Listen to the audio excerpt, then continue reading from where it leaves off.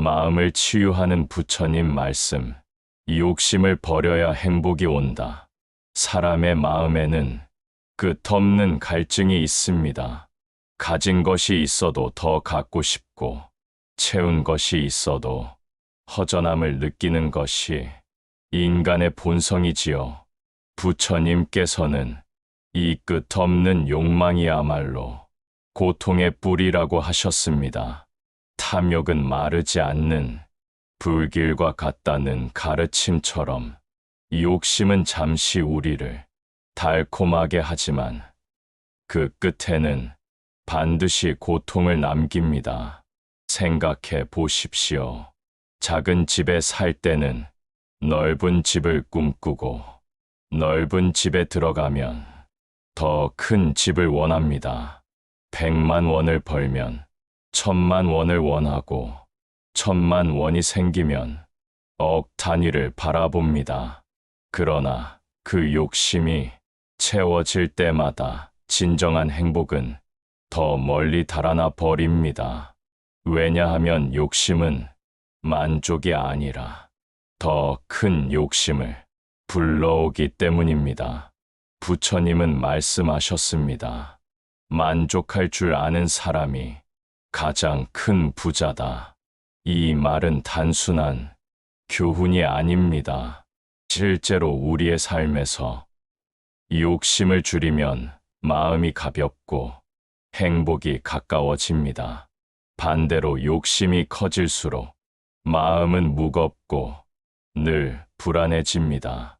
내가 가진 것을 빼앗길까 두렵고 다른 사람이 더 가질까 질투가 일어납니다. 결국 욕심은 나를 행복하게 하는 것이 아니라 불행으로 이끄는 장치가 되어 버립니다. 예를 들어 봅시다. 어떤 이는 매일 돈을 더 벌기 위해 밤낮 없이 일합니다. 돈은 모였지만 건강은 잃고 가족과의 관계도 멀어졌습니다. 그는 여전히 행복하지 못합니다. 또 어떤 이는 소박하게 하루를 살아가지만 가족과 함께 밥을 먹으며 웃음을 나눕니다. 그 마음에는 욕심 대신 감사가 자리하고 있지요. 부처님의 가르침대로라면 진정한 행복은 가진 크기가 아니라 마음의 크기에 달려 있는 것입니다. 욕심은 마치 바닷물과 같습니다. 바닷물을 마시면 갈증이 해소되지 않고 더 심해지듯이 욕심도 채우려 할수록 갈증만 더해집니다. 부처님께서는 이 진리를 이미 꿰뚫어 보셨습니다. 욕심을 채우는 삶이 아니라 욕심을 내려놓는 삶이야말로 고통에서 벗어나는 길이라고 하셨습니다. 그러나 욕심을 버린다는 것이 단순히 아무것도 바라지 않고 살라는 말은 아닙니다. 삶을 포기하거나 무기력하게 지내라는 뜻도 아닙니다. 부처님이 말씀하신 것은 내가 가진 것에 감사하고 만족하는 마음을 기르는 것입니다. 욕심이 아닌 마음의 평화를 추구하라는 뜻입니다. 예를 들어, 내가 밥 한 끼를 먹을 수 있다면 굶주리는 이들에 비해 큰 복을 받은 것입니다. 내 몸이 병들지 않고 움직일 수 있다면 그것이 바로 큰 재산입니다.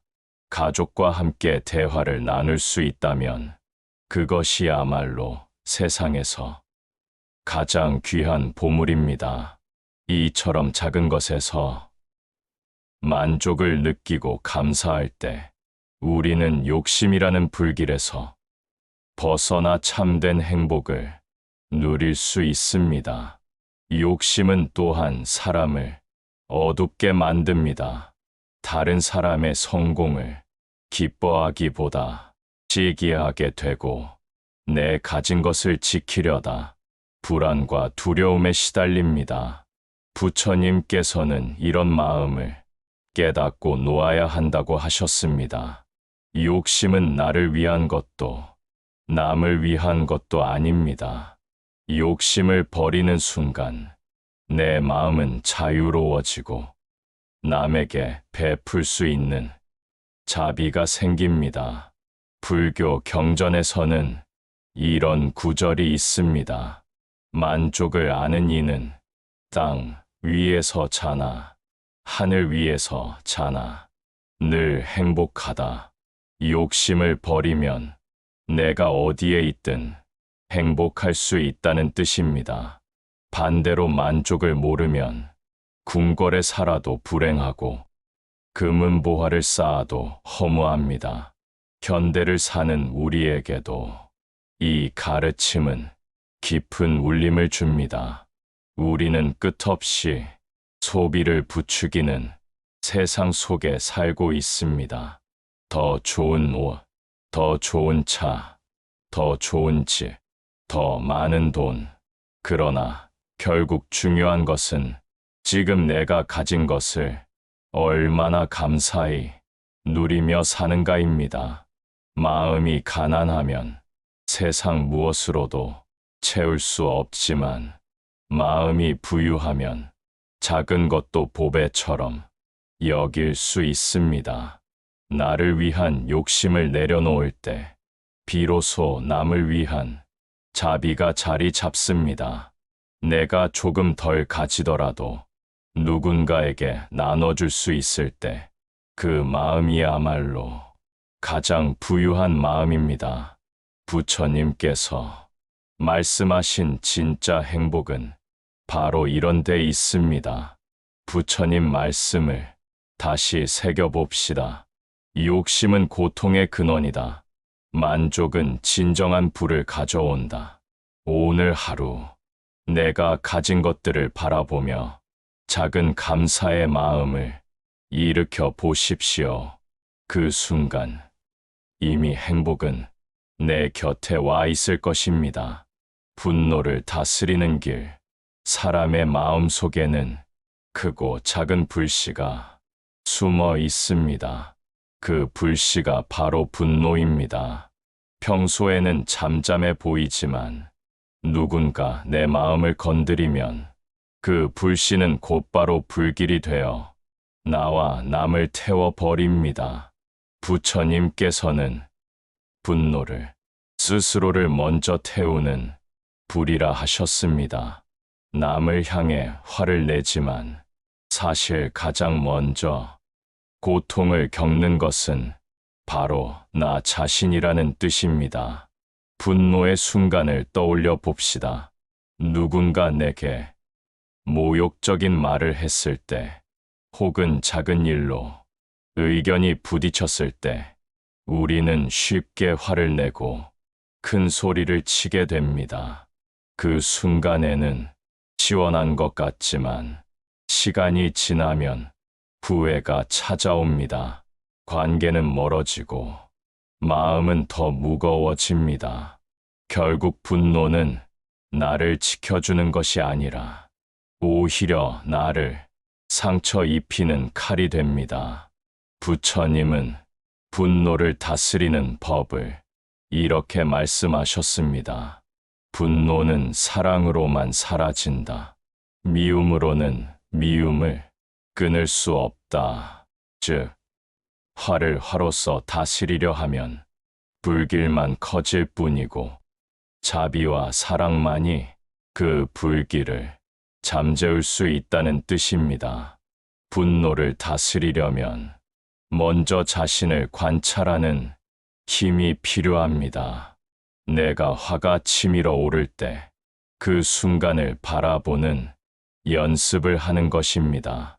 아, 지금 내 안에 화가 일어나고 있구나 하고 스스로 인식하는 것만으로도 분노는 절반은 사라집니다.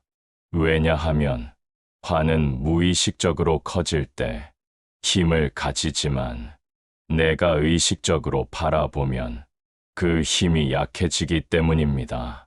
현대 심리학에서도 이 원리를 강조합니다.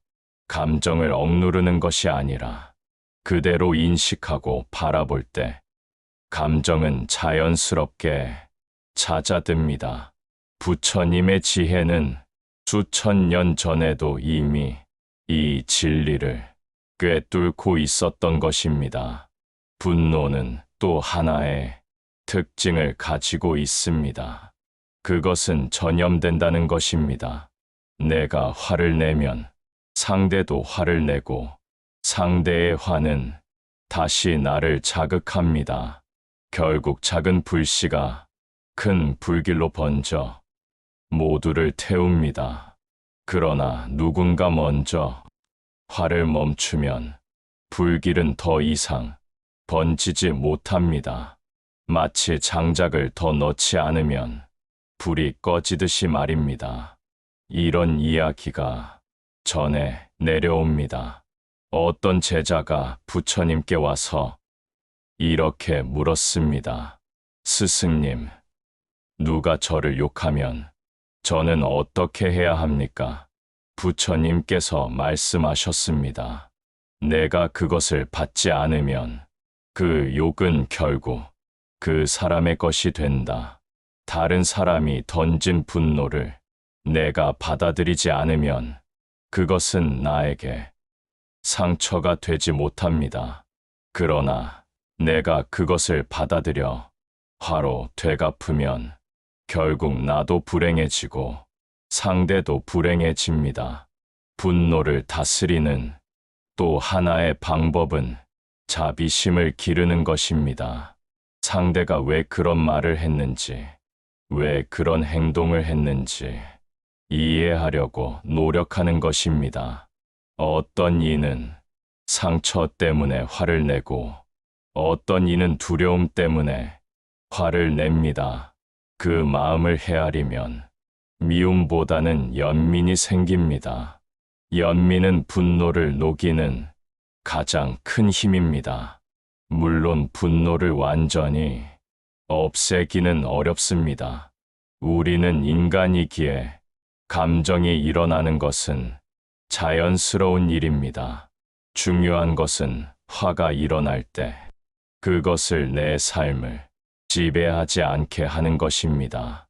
부처님은 분노는 짧은 광기다라고 하셨습니다. 잠시 미쳐 있는 상태일 뿐이라는 뜻입니다.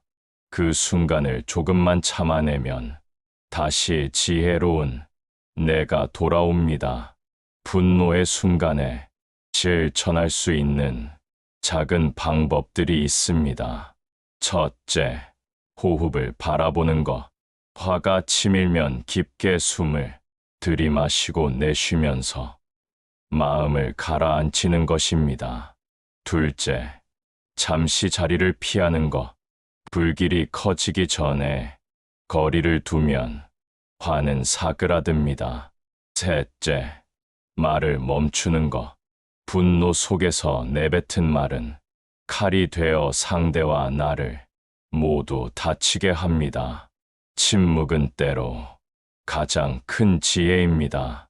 부처님께서는 제자들에게 늘 이렇게 강조하셨습니다. 분노를 다스리는 이는 강한 전사보다 위대하다. 싸움터에서 수백 명을 이기는 것보다 내 마음의 화를 이기는 것이 더 큰 승리라는 뜻입니다. 현대 사회는 작은 자극에도 쉽게 화가 일어나는 환경입니다. 교통체증, 직장 스트레스, 가족 갈등 등. 그러나 이런 세상일수록 분노를 다스리는 지혜가 필요합니다. 화가 일어나더라도 그것을 다스릴 수 있다면 내 마음은 늘 평화로울 수 있습니다. 부처님의 말씀을 다시 새겨봅시다.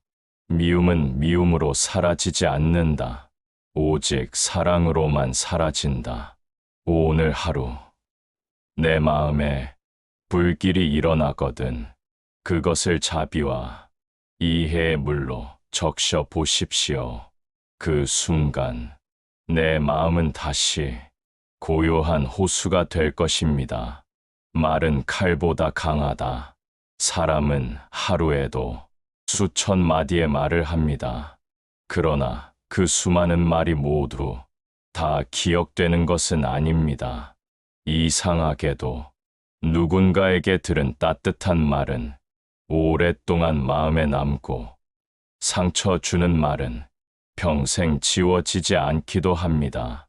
부처님께서는 말씀하셨습니다. 칼로 찌른 상처는 아물 수 있으나 말로 남긴 상처는 쉽게 사라지지 않는다. 말은 눈에 보이지 않지만 그 힘은 칼보다 강합니다. 한 마디의 말이 누군가의 인생을 세우기도 하고 한 마디의 말이 인생을 무너뜨리기도 합니다. 그만큼 말은 강력한 힘을 가진 도구입니다. 우리는 종종 말을 가볍게 여깁니다.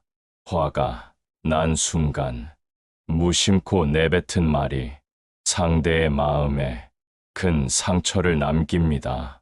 내가 잊은 말 한마디가 상대의 밤을 지새우게 만들기도 합니다. 그러나 반대로 내가 무심코 던진 따뜻한 한마디가 누군가의 삶을 지탱하는 희망이 될 수도 있습니다. 옛날 한 제자가 부처님께 물었습니다.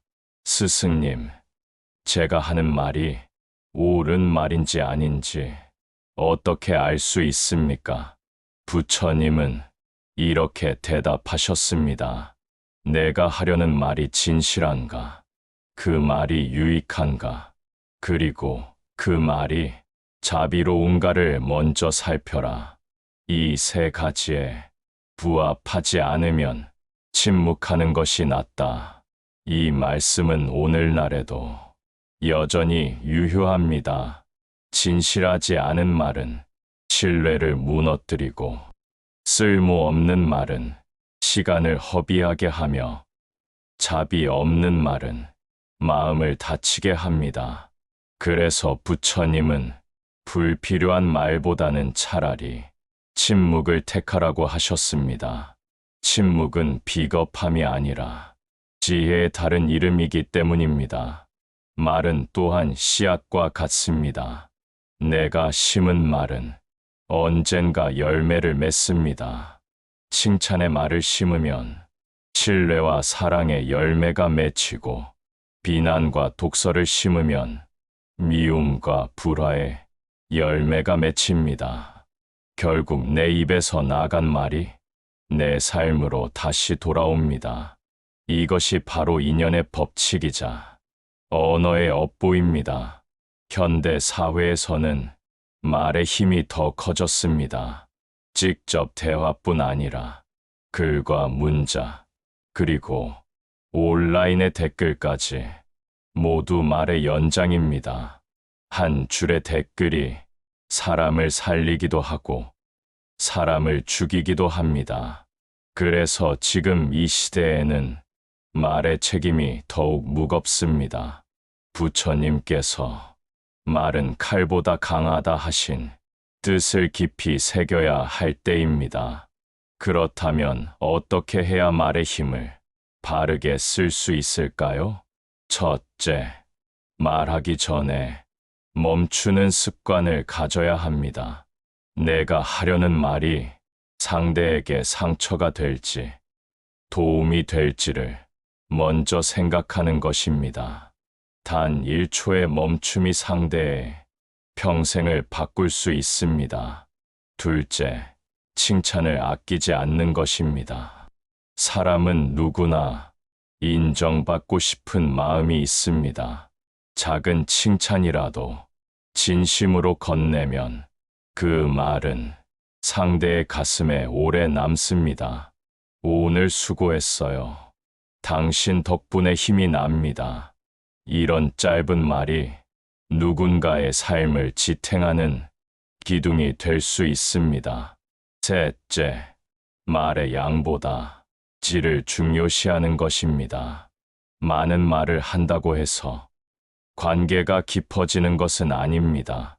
오히려 불필요한 말은 오해를 낳기도 합니다. 한마디라도 진실되고 따뜻하다면 그것으로 충분합니다. 부처님께서는 또 이렇게 말씀하셨습니다. 부드러운 말은 짧지만 그 울림은 길다. 짧은 말 한마디가 평생의 지혜가 될 수 있다는 뜻입니다.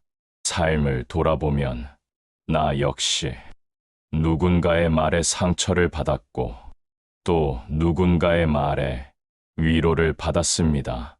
상처는 오래 남아 나를 괴롭히지만 위로는 더 오래 남아 나를 지탱해 줍니다. 그러니 나의 말이 누군가의 상처가 될지 위로가 될지를 선택하는 것은 결국 나 자신입니다. 부처님은 제자들에게 항상 이렇게 가르치셨습니다. 진실하고 유익하며 자비로운 말만 하라. 그 외의 말은 침묵이 낫다. 이 가르침을 기억한다면 우리의 말은 누군가의 인생을 밝히는 등불이 될 것입니다. 마지막으로 오늘의 가르침을 마음에 새깁시다. 칼은 몸만 상하게 하지만 말은 마음을 상하게 한다. 마음의 상처는 쉽게 아물지 않는다. 그러니 말은 늘 신중히 하라. 모든 것은 변한다. 세상의 모든 것은 흐르고 변합니다. 오늘의 기쁨이 내일의 슬픔으로 바뀌고 오늘의 권력이 내일은 무너집니다. 계절이 바뀌듯 사람의 마음도 변하고 만남이 있으면 헤어짐도 있습니다. 부처님께서는 이를 두고 재행무상이라 하셨습니다. 모든 행위와 모든 존재는 늘 변하고 머무름이 없다는 뜻입니다. 우리는 흔히 변하지 않기를 바랍니다.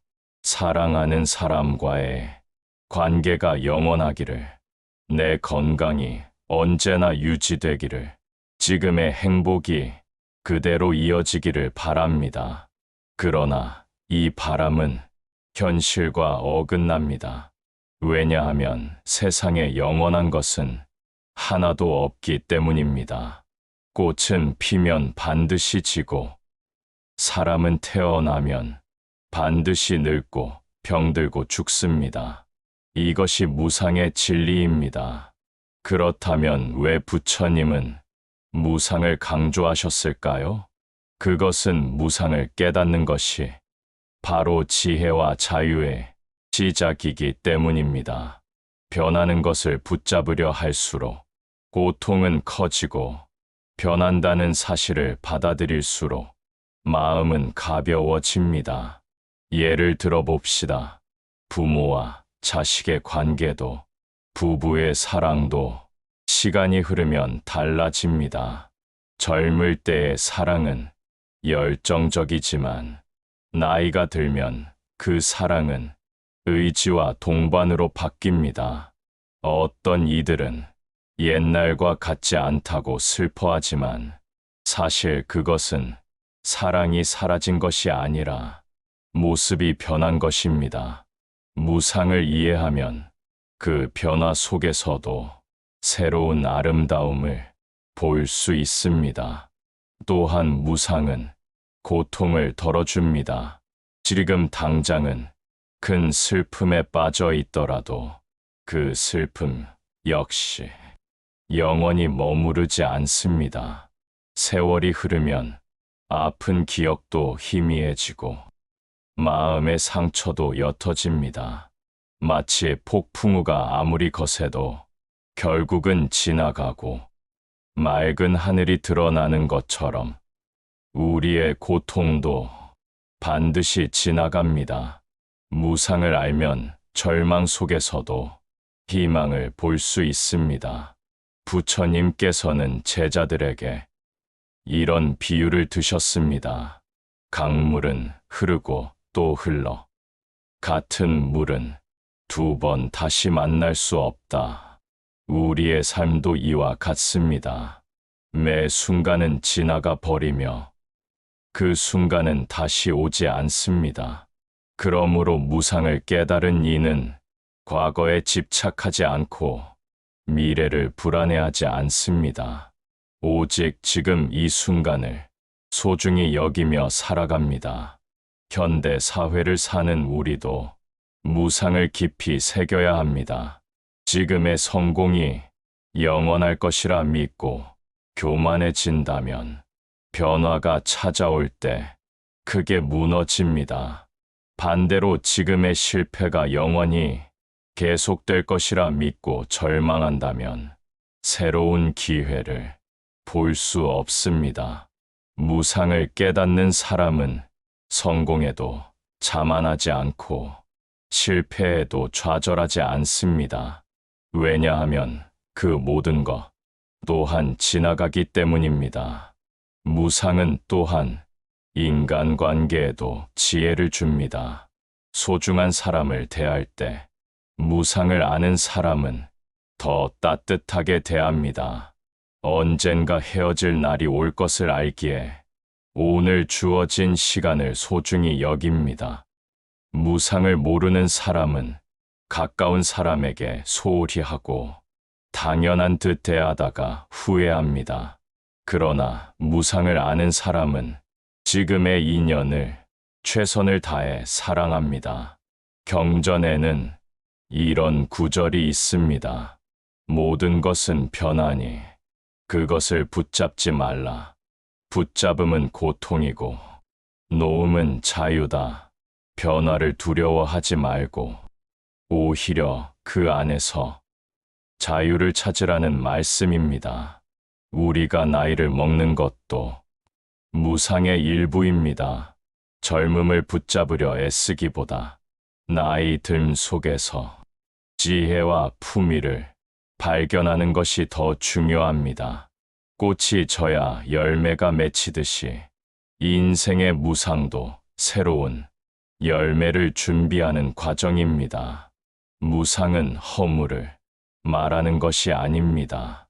오히려 무상은 희망입니다. 모든 것이 변한다는 것은 지금의 괴로움도 반드시 변한다는 뜻이기 때문입니다. 지금의 어두움도, 지금의 가난도, 지금의 외로움도 영원하지 않습니다. 이것이 바로 무상이 우리에게 주는 위로입니다. 부처님의 말씀을 새겨봅시다. 모든 것은 변한다. 그러므로 교만하지 말고 슬퍼하지 말라. 변화 속에 지혜가 있고 무상 속에 자유가 있다. 오늘 하루 변화를 두려워하지 말고 그 변화를 삶의 일부로 받아들여 보십시오. 그 순간 당신의 마음은 더 자유롭고 더 평화로워질 것입니다. 자비는 세상을 밝히는 빛. 세상에서 가장 강한 힘은 무엇일까요? 돈, 권력, 지식, 많은 것들이 떠오르지만 부처님께서는 그 어떤 것도 자비의 힘을 이길 수 없다고 하셨습니다. 자비스 베이란 남을 사랑하고 불쌍히 여기는 마음, 곧 이타적인 사랑입니다. 불교에서는 모든 수행의 핵심이 곧 자비라 할 만큼 중요하게 여겨집니다. 부처님은 이렇게 말씀하셨습니다. 분노는 분노로 사라지지 않는다. 오직 자비로만 사라진다. 이 말씀은 자비가 단순히 착한 마음이 아니라 세상의 어둠을 이길 수 있는 유일한 힘임을 알려줍니다. 자비의 힘은 놀랍습니다. 내 마음이 자비로 채워지면 다른 사람의 상처를 어루만질 수 있고 나 자신도 치유됩니다. 원망과 미움이 가득한 세상 속에서도 자비는 마치 한 줄기 햇살처럼 어둠을 밀어냅니다. 칼과 무력으로는 얻을 수 없는 평화가 자비를 통해 이루어집니다. 자비는 왜 필요한가? 우리 사회를 보면 갈등과 분열이 끊이지 않습니다. 가족 간의 갈등, 이웃과의 다툼, 나라 간의 전쟁까지 그 근본에는 이기심과 무자비함이 있습니다. 내 것만 옳다고 주장하고 상대를 배려하지 않는 마음이 결국 큰 불행을 낳습니다. 하지만 자비는 그 고리를 끊습니다. 누군가 나를 미워하더라도 내가 그를 이해하고 용서하면 미움은 더 이상 이어지지 못합니다. 나를 욕한 사람을 향해 다시 욕한다면 불길은 커지지만 그를 향해 자비를 보낸다면 불길은 꺼집니다. 부처님께서 강조하신 자비는 약함이 아닙니다. 오히려 가장 큰 용기입니다. 내 마음이 상처받았을 때 다시 사랑을 베푸는 것은 쉬운 일이 아닙니다. 그러나 그 용기를 낼 때 세상은 조금 더 따뜻해지고 내 마음은 더 강해집니다. 자비의 실천, 자비는 거창한 것이 아닙니다.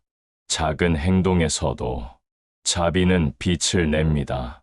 길에서 쓰러진 노인을 일으켜 세워주는 것, 힘들어하는 친구의 이야기를 묵묵히 들어주는 것, 가족에게 오늘도 고생했어 하고 따뜻한 말을 건네는 것, 모르는 사람에게 미소 한번 지어주는 것, 이 모든 것이 자비의 실천입니다. 세상을 바꾸는 것은 거대한 힘이 아니라 이런 작은 자비의 물결입니다. 작은 물결이 모여 큰 파도가 되듯 작은 자비들이 모여 세상을 밝히는 큰 빛이 됩니다. 자비는 나를 위한 길. 많은 사람들은 자비를 베푸는 것이 남을 위한 일이라고 생각합니다. 하지만 사실 자비는 나를 위한 길이기도 합니다. 내가 누군가를 용서하면 그 순간 내 마음에 무거운 짐이 풀립니다. 내가 누군가를 이해하면 내 가슴 속에 분노가 사라집니다. 경전에는 이런 구절이 있습니다. 자비를 베푸는 이는 남을 구하는 동시에 자신도 구한다. 이것이 자비의 신비한 힘입니다. 남을 위한 것 같지만 결국 나 자신이 가장 큰 혜택을 받습니다. 자비는 세상을 밝히는 빛, 어둠을 어둠으로 몰아낼 수 없듯이 미움은 미움으로 사라지지 않습니다. 그러나 자비는 모든 어둠을 몰아내는 빛입니다. 사람들은 자비를 받을 때 마음이 열리고 자비를 베풀 때 마음이 성장합니다. 불교의 역사를 보면 수많은 분쟁과 갈등이 자비를 통해 해결되었습니다. 부처님의 제자 아난다는 늘 자비심으로 제자들을 대했고 그 마음은 공동체를 지탱하는 힘이 되었습니다. 마찬가지로 우리 일상에서도 자비는 관계를 회복하고 세상을 더 따뜻하게 만듭니다. 오늘 하루 내 마음에 작은 자비의 씨앗을 심어 보십시오. 자비 없는 지혜는 차갑고 자비 없는 분은 공허하다. 가족에게 따뜻한 말을 건네고 이웃에게 작은 친절을 베푸십시오. 그 순간 당신은 이미 세상을 밝히는 빛이 될 것입니다. 그리고 그 빛은 다시 당신의 삶을 환하게 비출 것입니다. 집착은 족쇄, 놓으면 자유다.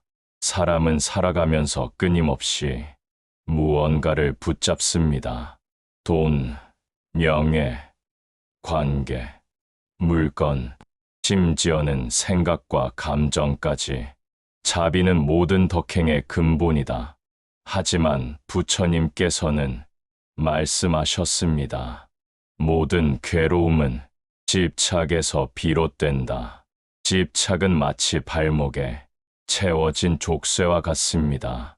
내가 그것을 쥐고 있다고 생각하지만 사실은 그것이 나를 붙잡고 있는 것입니다. 우리는 무언가를 놓지 못해서 불안해하고 두려워하고 괴로워합니다. 그러나 그 손을 놓는 순간 비로소 자유가 찾아옵니다. 집착은 여러 가지 형태로 나타납니다.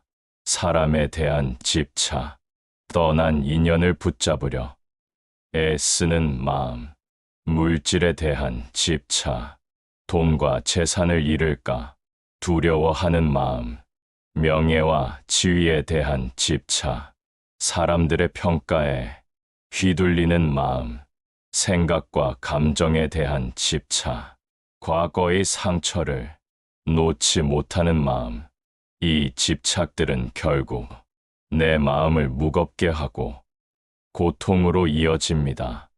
떠난 사람은 붙잡을 수 없고 사라질 재물은 영원히 내 것이 될 수 없으며 변하는 세상의 평가를 다 만족시킬 수도 없습니다. 놓는 순간 오는 자유, 집착을 내려놓는 것은 단순히 포기하거나 무기력하게 사는 것이 아닙니다. 오히려 그것은 더 큰 자유를 얻는 길입니다. 예를 들어, 과거의 상처를 놓지 못하면 그 기억이 늘 나를 괴롭힙니다. 그러나 그것을 놓는 순간 내 마음은 과거에서 해방되어 현재를 살아갈 수 있습니다. 부처님께서는 이렇게 말씀하셨습니다. 마찬가지로 지나친 재물 욕심을 놓는다면 가진 것에 감사하며 평화롭게 살 수 있습니다. 부처님께서는 이렇게 말씀하셨습니다. 붙잡는 순간 고통이고 놓는 순간 자유다. 이 단순한 가르침 속에 해탈의 길이 담겨 있습니다. 집착은 흐르는 강물과 같다. 집착은 흘러가는 강물을 손으로 붙잡으려는 것과 같습니다. 아무리 손에 쥐려 해도 물은 새어나가고 결국 손에는 상처만 남습니다. 강물을 있는 그대로 흘려보낼 때 우리는 그 흐름을 바라보며 평온을 얻습니다. 인생도 이와 같습니다. 붙잡으려 애쓸수록 괴로워지고 흘려보낼수록 자유로워집니다.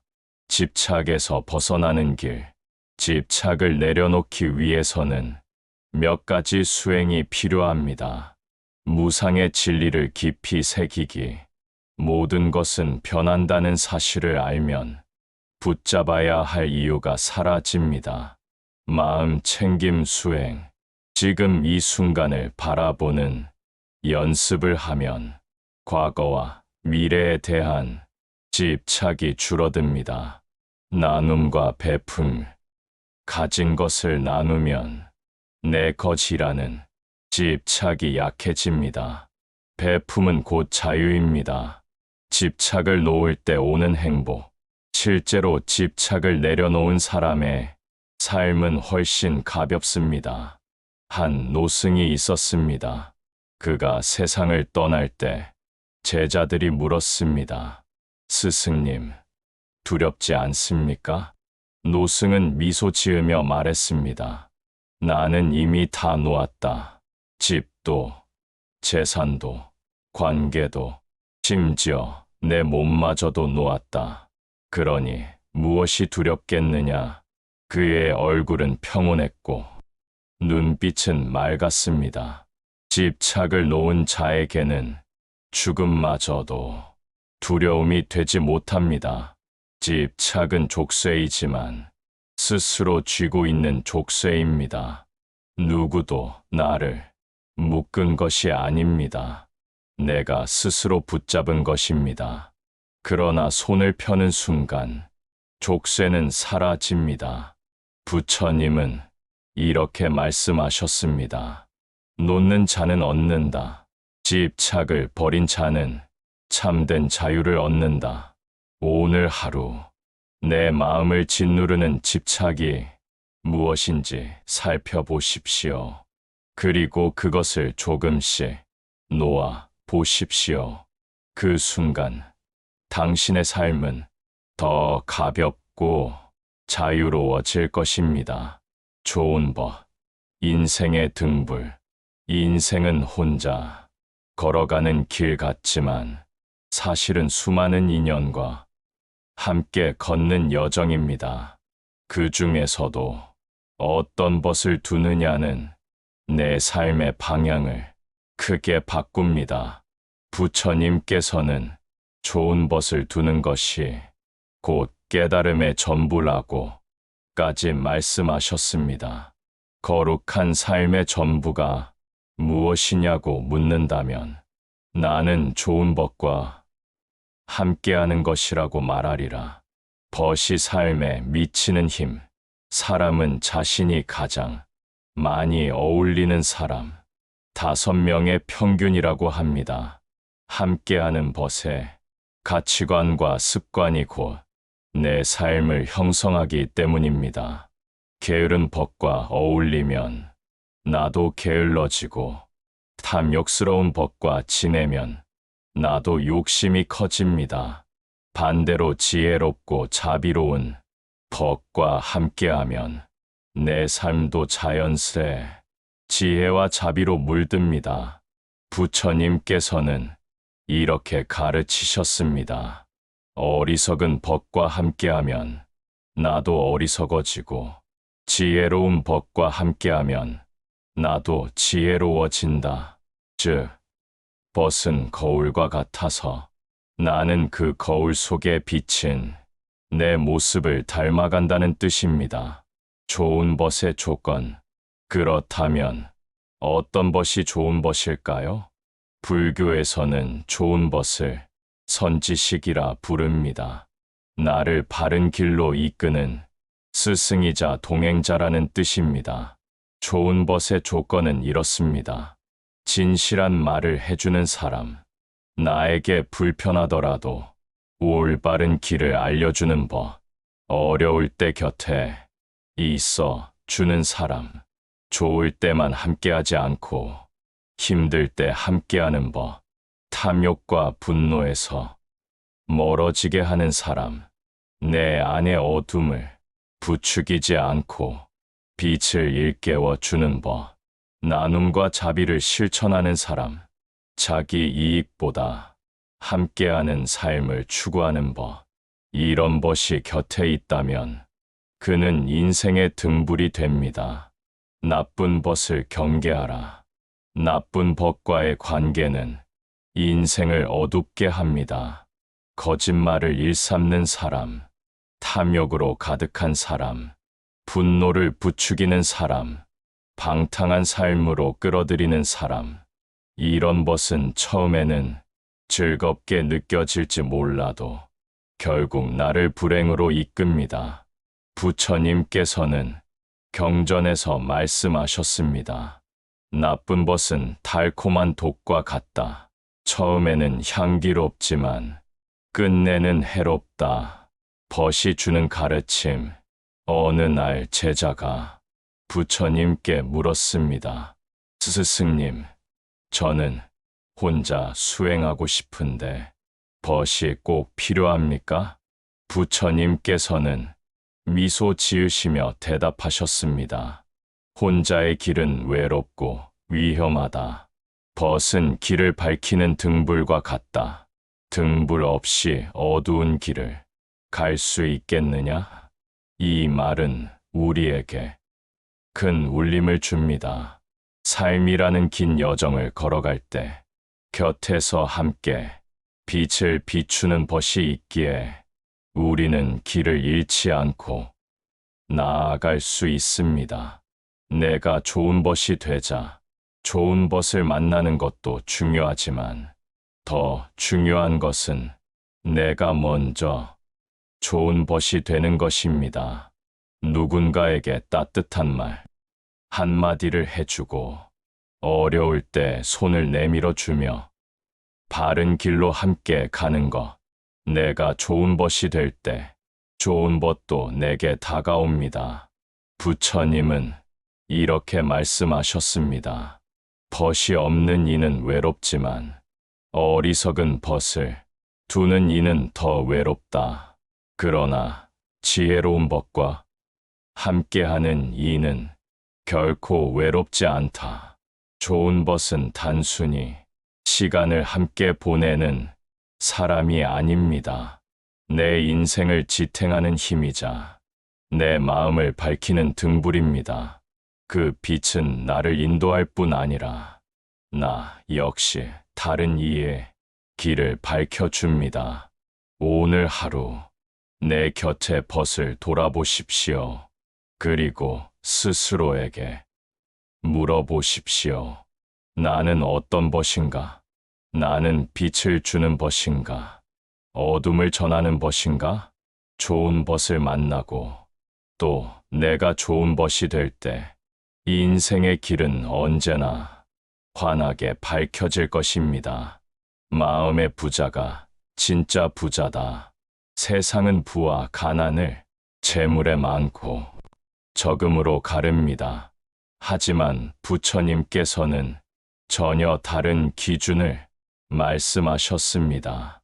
가진 것이 많다고 부자가 아니며 만족할 줄 아는 사람이야말로 진정한 부자다.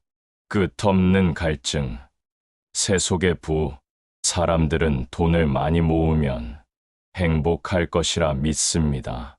그러나 실제로는 그렇지 않습니다. 많은 재산을 쌓은 사람도 만족하지 못하고 더 가지려 애쓰다 평생을 불안 속에 삽니다.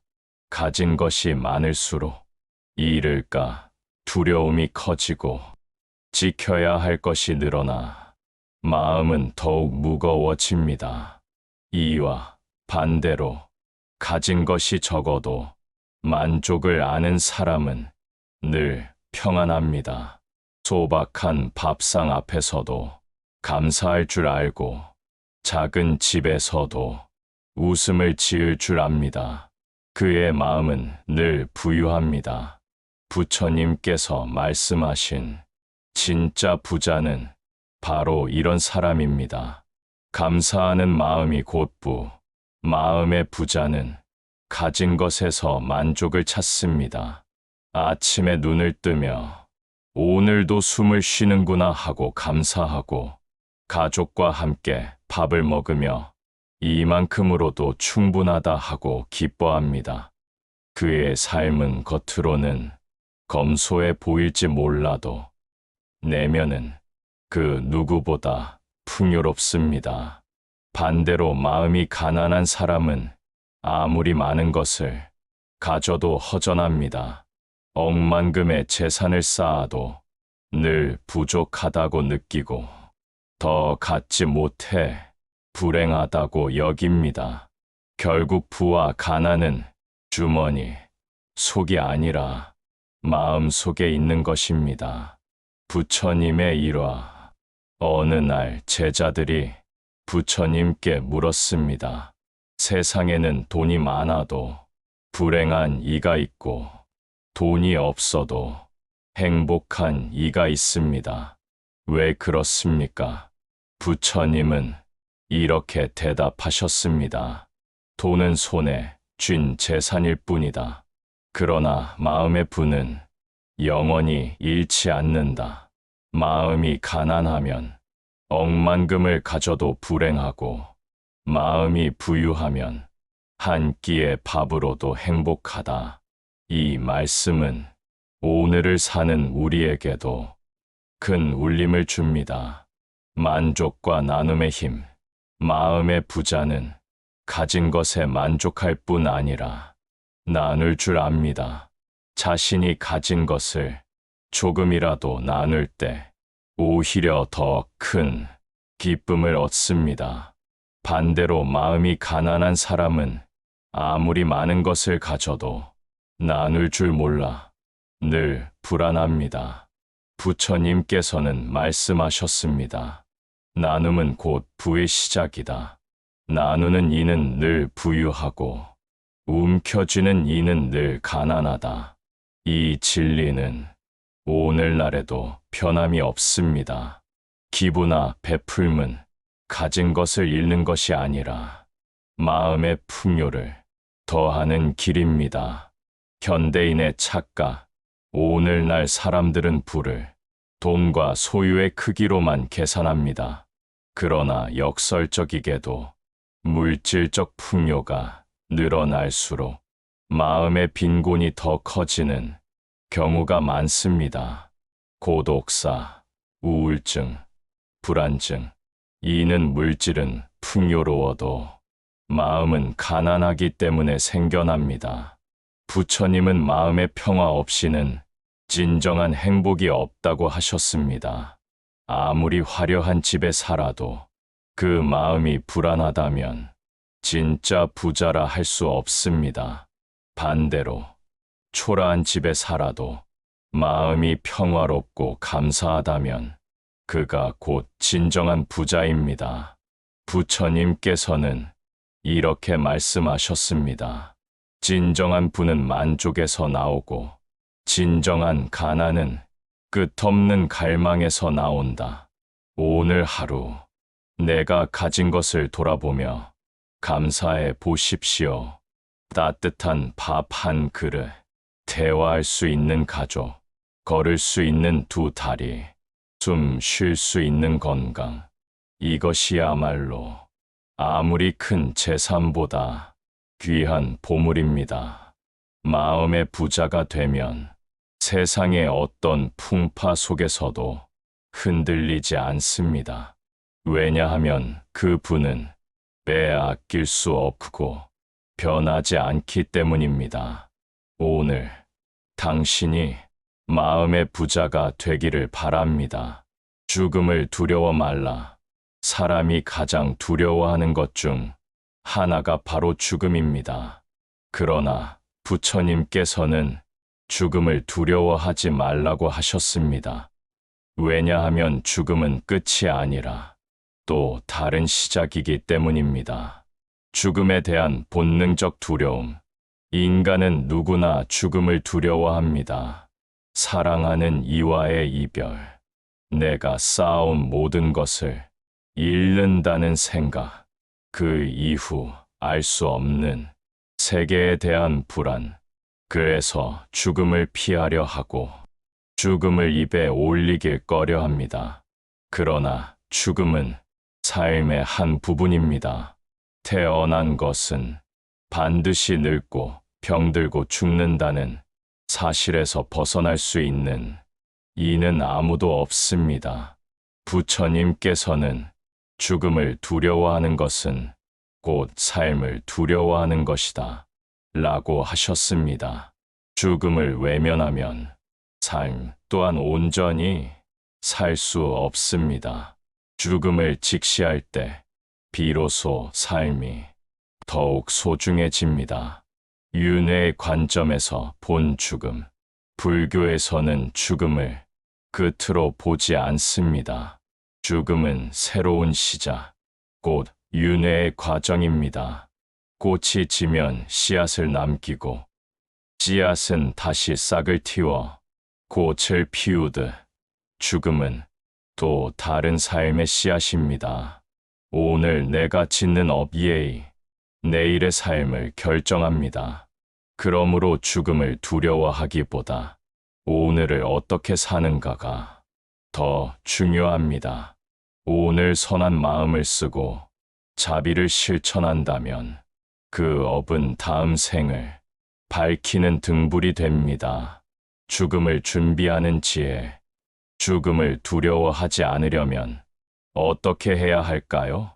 부처님은 죽음을 늘 마음에 두고 사는 것, 염사, 니엔스를 강조하셨습니다. 죽음을 떠올리는 것이 무섭게 들릴 수도 있지만 오히려 죽음을 자주 떠올릴 때 삶이 더 충만해집니다. 언젠가 나는 죽는다는 사실을 알면 쓸데없는 욕심을 줄일 수 있습니다. 죽음을 기억하면 미움과 분노도 사라집니다. 오늘 다투더라도 내일은 함께하지 못할 수 있다는 사실을 알기에 화해를 선택하게 됩니다. 죽음을 떠올리면 지금 이 순간이 얼마나 귀한지 알게 되어 더 열심히 살아가게 됩니다. 죽음을 기억하는 것은 절망이 아니라 오히려 삶을 더 뜨겁게 살게 하는 지혜입니다. 두려움 없는 삶. 어떤 고승은 제자들에게 이렇게 말했습니다. 죽음은 두렵지 않다. 삶을 제대로 살지 못한 것이 두려울 뿐이다. 죽음을 두려워하지 않는 사람은 오히려 더 담대하게 살아갑니다. 매 순간을 마지막처럼 소중히 여기고 감사하며 사랑을 베풀며 살기 때문입니다. 죽음이 언제 올지 모르니 오늘을 최선을 다해 사는 것입니다. 남겨진 이들을 위한 위로. 죽음을 두려워하는 이유 중 하나는 떠난 사람에 대한 슬픔입니다. 사랑하는 가족을 잃으면 마음이 텅 비고 삶의 의미마저 잃은 듯합니다. 그러나 부처님은 말씀하셨습니다. 떠남은 끝이 아니라 또 다른 만남을 위한 과정이다.